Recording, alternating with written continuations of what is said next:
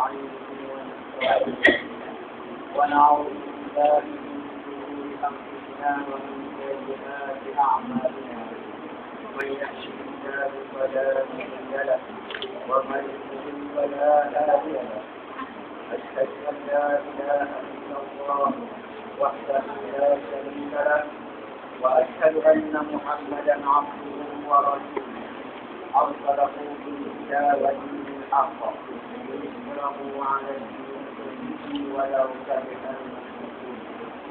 اللهم صل على سيدنا محمد وعلى آله وصحبه أجمعين. أما بعد فإن الله تعالى أحل النكاح وندب إليه وحرم الربا وأوحد عليه.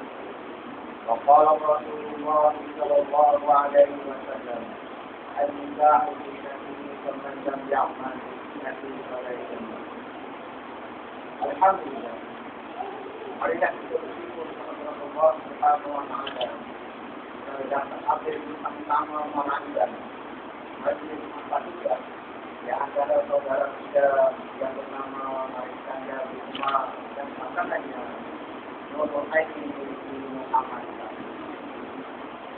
Hadirin dan hadirat yang dirahmati Allah sekalian, Allah Subhanahu wa Ta'ala mensyariatkan perkawinan sebagai negara untuk meramaikan manusia yang penting dan berpelihara keturunan. Perkawinan merupakan sunnah yang dijalankan kehidupan. Bagaimana firman Allah Subhanahu wa Ta'ala, A'udzu billahi minasy syaithanir rajim. Bismillahirrahmanirrahim.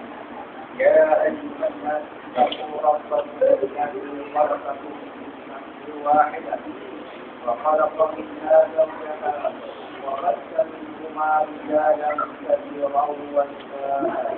واتقوا الله الذي تساءلون به والأرحام إن الله كان عليكم رقيبا.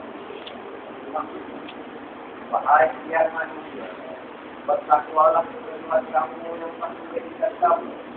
Bermula daripada diri yang satu yaitu Adam, dan menjadikan daripada Adam pasangannya istrinya Hawa, dan membiarkan dari keduanya keturunan laki dan perempuan yang ramai. Dan bertakwalah kepada Allah yang kamu bermulia dengan menyebut-nyebut namanya. Dan peliharalah hubungan silaturahim kaum kerabat, kerana sesungguhnya Allah menjaga memperhatikan kamu. Perkawinan juga merupakan satu perkara untuk mengelakkan daripada berlakunya zina. Zina merupakan satu perbuatan yang keji dan membawa kerosakan nasab keturunan. Mana firman Allah Subhanahu wa Ta'ala, "Wala taqrabu zina innahu kana fahishatan wa sa'a sabila." Maksudnya, dan janganlah kamu menghampiri zina. Sesungguhnya zina itu adalah satu perbuatan yang keji dan satu jalan yang jahat yang membawa kerosakan. Hadirin dan hadirat yang dirahmati Allah sekalian, Allah Subhanahu wa Ta'ala telah menjadikan perkahwinan sebagai jalan pasangan suami isteri mewujudkan kasih sayang bersama mereka. Firman Allah Subhanahu wa Ta'ala, "Wa min ayatihi an khalaqa lakum min anfusikum azwajan litaskunu ilaiha wa ja'ala bainakum mawaddatan wa rahmah. Inna fi dzalika laayatin liqaumin yatafakkarun." Maksudnya, dari antara tanda-tanda yang membuktikan kekuasaannya adalah Dia menjadikan kamu wahai kaum lelaki istri dari kamu sendiri supaya kamu bersenang hati dan dijadikannya di antara kamu suami istri perasaan kasih sayang dan kasihan. Sesungguhnya yang itu mengandungi keterangan-keterangan yang menimbulkan kebenaran bagi orang yang ayat yang dibacakan tadi juga memberitahu kepada kita bahawasanya kasih sayang akan terjadi antara suami istri.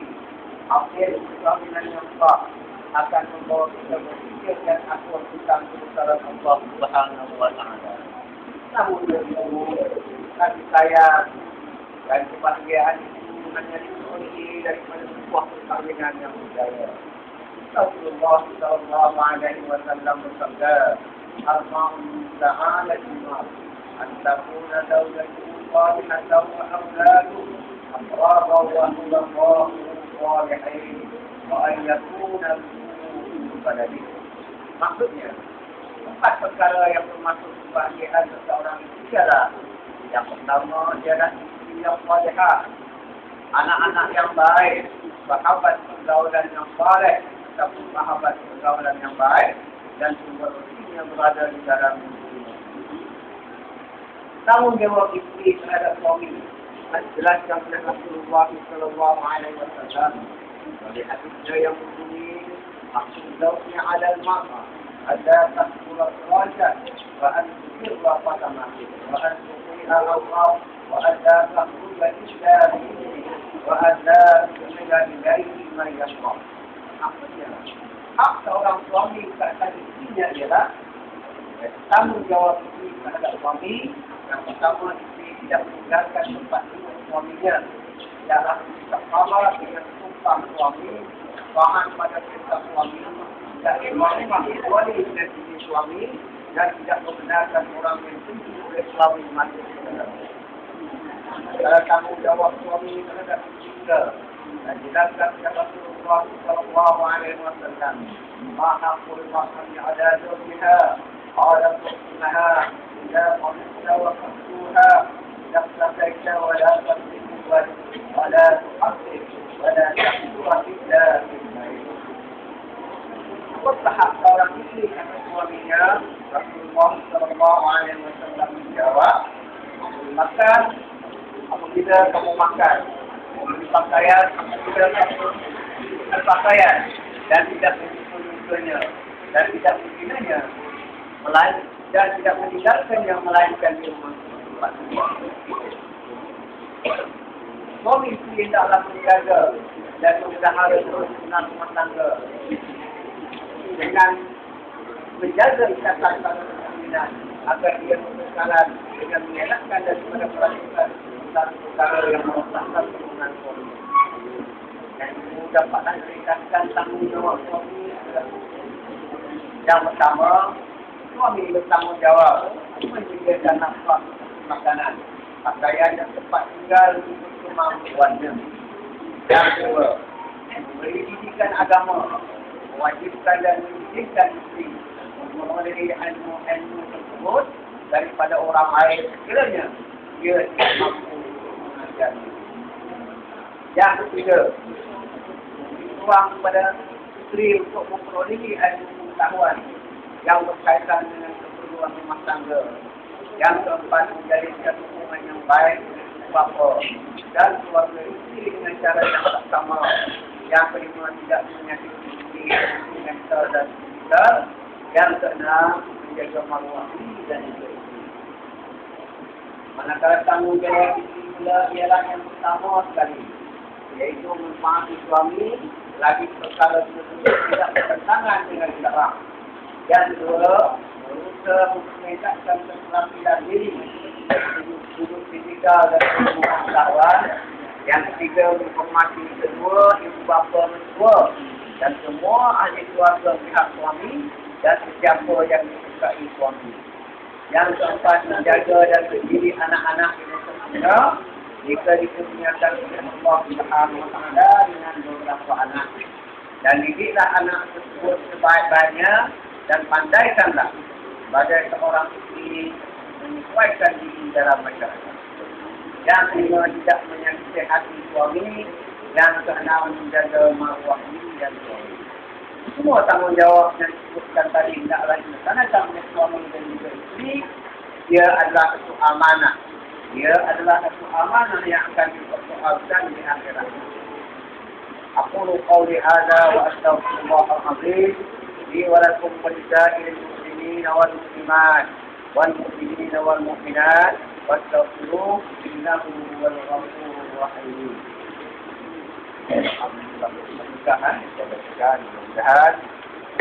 banyaklah ajaran ini dan juga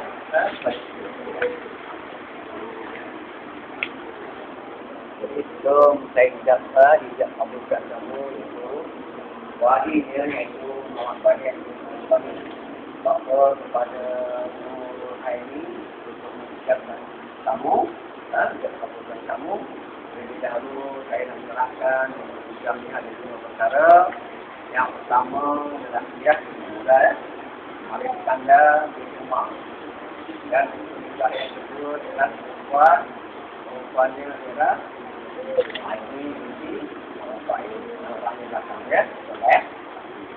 Dan yang ketiga adalah walinya adalah Muhammad Bani dan yang keempat adalah saksi yang pertama adalah Imam Jalil bin Jasa dan saksi yang kedua adalah Haji Rahim bin Hidayah dan yang kedua adalah hijab dan kabul.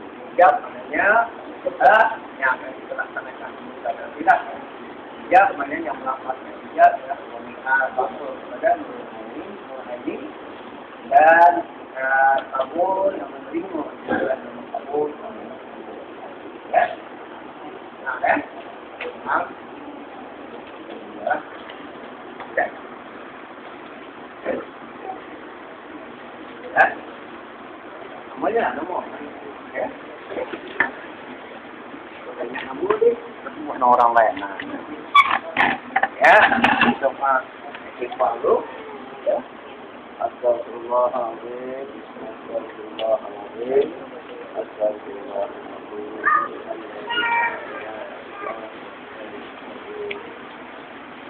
أشهد أن لا إله إلا الله وأشهد أن محمدا رسول الله اللهم صل على محمد وعلى محمد زوجك على محمد ذات المعروف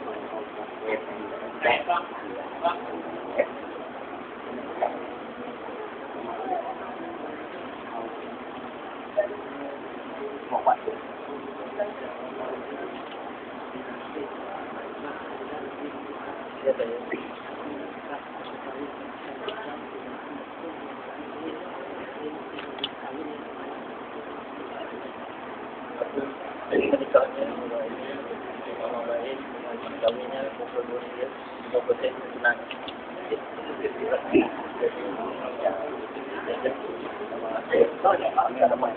Pakai nama.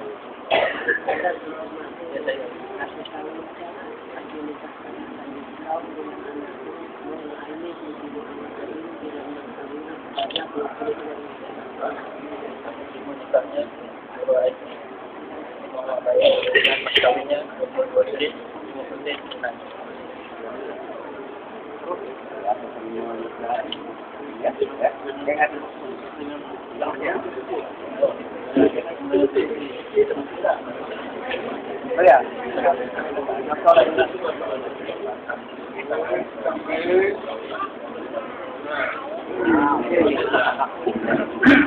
Ya, apa? Ini dia. Ada yang putih. Mana aku?